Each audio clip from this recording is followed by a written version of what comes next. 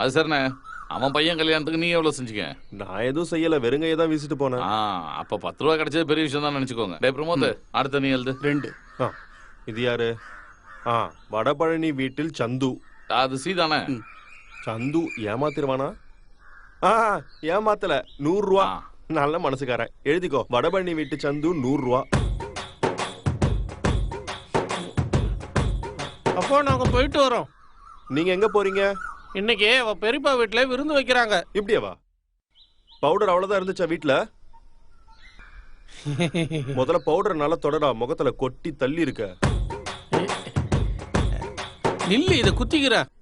அவன் என்ஜாய் பண்ணிட்டோனே, விடுங்கண்ணே. ஆமா, மருமக வீட்டுக்கு உங்களை கூப்பிடலையா? சம்பந்தி வீட்டுல போய் தங்கறதுக்கு நான் தொங்கிருவேன். தங்குவீங்களா? தொங்கிருவேன். டேய், போமாட்டேன்னு சொல்றேன். சொல்றது புரியாம, சம்பந்தி வீட்டுக்கு போகணும், உடனே திரும்பி வந்துடணும். அங்க தங்கலாம் கூடாது. என் பசங்களுக்காக தான் நான் கத்து கொடுத்துருக்கேன். டேய், எப்போ ரிட்டர்னு? இவ சொன்னா 2 வாரம் கழிச்சு வரலான்னு.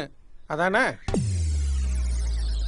அவன் அவங்க அம்மாவோட பாரம்பரியம், அப்பாவோட பாரம்பரியத்துல அவன் பிறக்கலாதான். மாமா, நாங்க போயிட்டு வரோம் மாமா.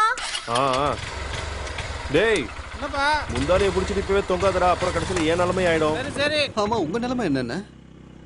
என் நிலைமையை சொல்லவே முடியாது, ரொம்ப கஷ்டம்.